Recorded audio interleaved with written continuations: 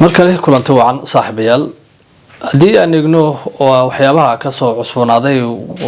dagaalada ka soconaya gobolka bariga dhexe doqeymo cusub ay ka fulinayaan ciidamada Israa'iil iyo Mareykanka oo iskarabsanaya gudaha magaalada Tehran waxaana wararku ay sheegayaan in ay bartilmaamyo cusub ay doqeeyeen oo ka mid yahay jaamacad ku taala gudaha magaalada Tehran iyo xarumo dawladeed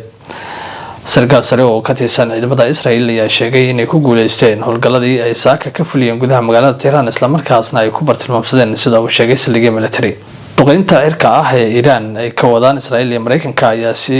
sii kordhiyeen saacadii u dambeeyay waxaana wararku ay sheegayaan in ay dhimashadu ay haatan gaarayso 1300 oo ruux tan iyo markii uu bilowday dagaalka maalinimada Sabtida dowladda Iran ayaa iyadoo dhankeeda sheegtay in iyadoo ay weeraro argosasho ah ay ka wado gudaha dalka Israa'iil iyadoo sida la sheegay magaalooyin dhowr ah oo ku yaala gudaha dalkaasi ay ku bartilmaamsatay gandaalada balastiga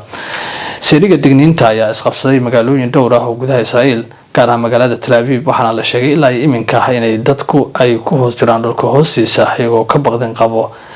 inay waxyeelayaan gantaalada ay Israa'iil markaas gantaalada ay Iran ku garaacayso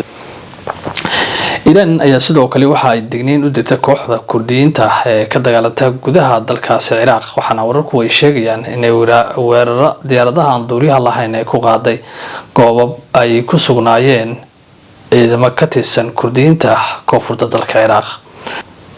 xiisada gobolka bariga dhexe ayaa iminka u muuqanaysa inay tahay mid ka sii daraysa iyadoo ay doqeymuhu ay sii socdaan dhinaca kale 12 ruux ayaa ku dhintay tiro kalena oo ay ku dhaawacmeen weeraro ciidamada Israa'iil ay ku qaadeen dalkaasi Lubnaan waxaana la sheegay in ay dhimashadu ay intaasi ka sii badan karto doqeymahan ayaa ka dhacay koonfurta dalkaasi Lubnaan waxaana wararku ay sheegayaan in la bartilmaamsaday goobo dad rayid ah in ka badan 95,000 ayaa ka barakacay gaar ahaan markii ay ciidamada cirka Israa'iil ay weerarka ku qaadeen Lubnaan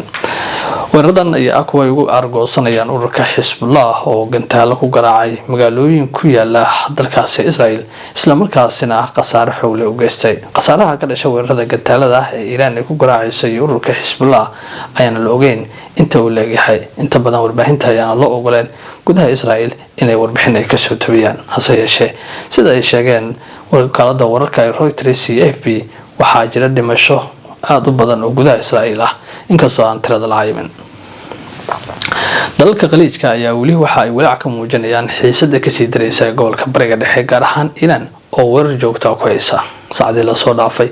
Bahrain Kuwait Imaaraadka Carabta iyo Qatar ay weerar ku qaaday waxaana wararku ay sheegayaan in ay halkaasi ay ku weerartay diyaaradaha aan duuliyaha lahayn Saudi Arabia waxay sheegeen ilaa ku dhawaad 6 diyaaradood oo nooca duuliyaha lahayn in ay qabteen oo ay fashiliyeen xilli la doonayay in lagu weeraro warshadaha saliidda sifeeya ee ku yaala koonfurta dalka Sacuudiga dowladda Qatarna dhankeeda waxay sheegtay inay ku guuleysteen in kortagan gantaalada cruise-ka loo yaqaano oo dhanka Iran ka yimid kuwaas oo ku socda sida ay sheegeen bartilmaamyo gudaha dalka Qatar ah Imaaraadka Carabta ayaa wali ay ku socda doqeymaha iyo Bahrain oo xaaladdu ay ka sii darayso Kuwait waxa la sheegay in dadku ay ka barakaceen iyadoo dawladdu ugu yeertay dadku inay meel nabad ay raadsadaan taasoo la macno ah inay xaaladdu adag tahay gudaha dunida ayaa si weyn uga walaacsan xaaladda gobolka bariga dhexe arrintan waxay ku soo aadaysaa xilli saraakiin caadi ahayn laga dareemayo suuqyada qaaradda Yurub iyo Aasiya oo ku yimid shidalka iyadoo ay wali ay ku xayir yihiin biyo-mareenka Hormuz boqolaal maraakiib oo shixnada kala duwan sida qaarkoodna shidal waday dunida waxa ay sheegeen in xaaladdu ay ka sii dari karto haddii aan degdeg loo joojin dagaalka ka soconaya gobolka bariga dhexe Iran waxay wacd ku martay in ay isdifaaci doonto inta uu Mareykanka iyo Israa'iil ay dagaalada ay weerarka doqeymaha ay ku hayaan isla markaasna ay argoosan doonto Donald Trump dhankiisu waxa uu sheegay in howlgalka badankeeda lagu guuleystay isla markaasna ay bartilmaamsadeen goobo military saraakiil badan ay dileen haatan la joogo xilliga isbedelka